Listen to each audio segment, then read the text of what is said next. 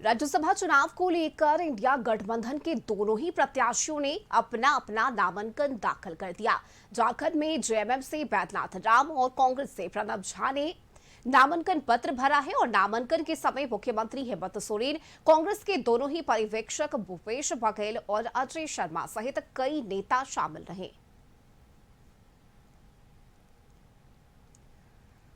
तो वहीं देखिए, राज्यसभा चुनाव के लिए निर्दलीय प्रत्याशी परिमल नाथ वानी ने भी अपना नामांकन दाखिल किया है। नाथवानी चुनाव में निर्दलीय उम्मीदवार हैं और उनके नामांकन में भाजपा विधायक सीपी सिन्हा, रवि जायसवाल सहित कई नेता शामिल हुए। चुनाव में भाजपा ने नाथवानी का समर्थन किया है।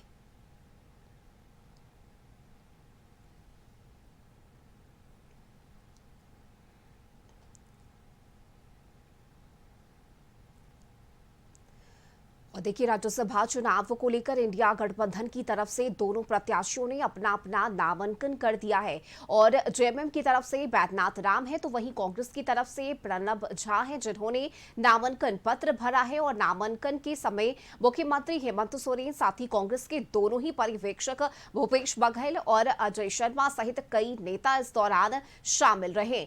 और राजीव मोहन का रुख कर लेते हैं, रांची से हमारे साथ जुड़ चुके हैं विशेष संवाददाता राजीव। देखिए, राज्यसभा चुनाव को लेकर जिस तरह से लगातार खींचतान की स्थिति थी, सियासी पारा हाई था, लेकिन अब नामांकन किया जा चुका है। 2 सीट के लिए 3 उम्मीदवारों ने अपना नामांकन किया है। ऐसे में अब ये समझना चाहेंगे कि किस तरह से गणित सेट होगा। 81 विधायक हैं, लेकिन कौन किसके पास जाता है, यानी किसका वोट किसे मिलता है, ये देखना बड़ा ही दिलचस्प होगा। बिल्कुल, ये झारखंड का ये जो चुनाव है बिल्कुल रोचक मोड में आ गया है। दावेदार 3 हो गए हैं और जो सीट है राज्यसभा का वो 2 ही सीट है। तो निश्चित तौर पर जो चुनाव होंगे उस पर सबकी नज़र है और ऊंट किस करवट लेगा ये बार बार कहा जा रहा है कि राजनीति में क्या होगा, अगला कदम क्या होगा, उसका पता लगाना अभी से मुश्किल है। लेकिन देखिए, इसमें जो गणित है वो गणित यही है कि फिलहाल जो देखने में लगता है वो महागठबंधन के पक्ष में गणित है, क्योंकि 28 विधायकों की जरूरत है एक सांसद, राज्यसभा सांसद चुने जाने के लिए, और महागठबंधन के पास 56 विधायक हैं। तो सबसे बड़ा सवाल, सबसे बड़ी चुनौती महागठबंधन के लिए है कि वे अपने तमाम विधायकों को इंटैक्ट रख सकें, चाहे वो गठबंधन के जो तमाम विधायक हैं, जेएमएम है, कांग्रेस है, आरजेडी है, तो ये तमाम विधायक अगर इंटैक्ट रहते हैं तो फिर ये कह सकते हैं कि जो भारतीय जनता पार्टी ने परिमल नाथवानी जो निर्दलीय उम्मीदवार के तौर पर उतरे हैं जी, उनके लिए मुश्किल होगा जीत।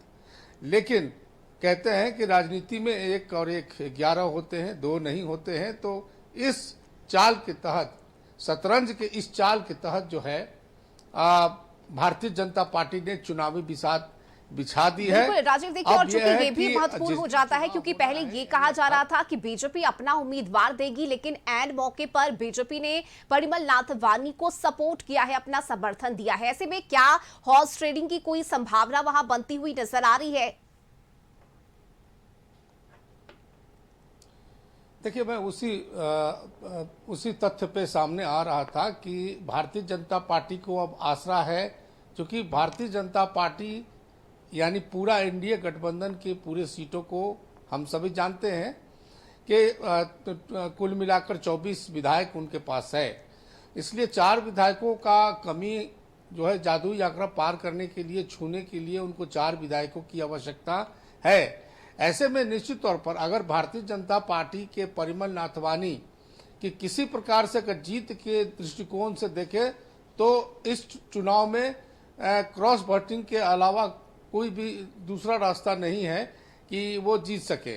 दूसरा, जो भारतीय जनता पार्टी की तरफ से ये दलील दी जा रही है कि जो चुनाव होते हैं उसमें अंतरात्मा की आवाज़ में जो है विधायक जो हैं, किसी भी दल के विधायक दलीय भावना से उठकर वोट करते हैं।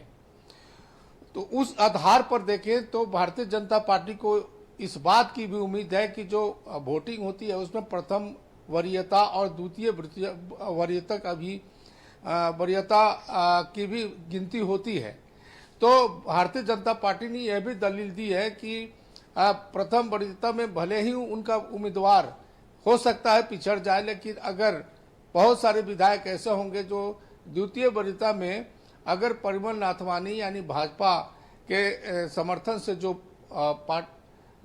चुनाव लड़ रहे हैं परिमल नाथवानी, अगर उनके पक्ष में वोट करती है तो भारतीय जनता पार्टी जीत सकती है।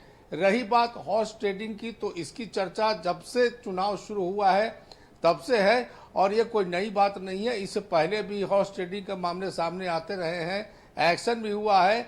लेकिन अब यह है कि इस चुनाव में जो महागठबंधन है वो इसको लेकर के पूरा दावा कर रही है कि वो हॉर्स ट्रेडिंग किसी भी सूरत में नहीं होने देगी जी। और भारतीय जनता पार्टी मुस्कुरा कर जवाब दे रही है कि अंतरात्मा की आवाज से हमें समर्थन मिलेगा। 81 विधायक है झारखंड में, तो अब देखना होगा कि जो पर्दे के पीछे जो खेल होगा उस पर्दे के पीछे में कौन लोग शामिल होंगे और किस तरह से समीकरण तैयार होगा।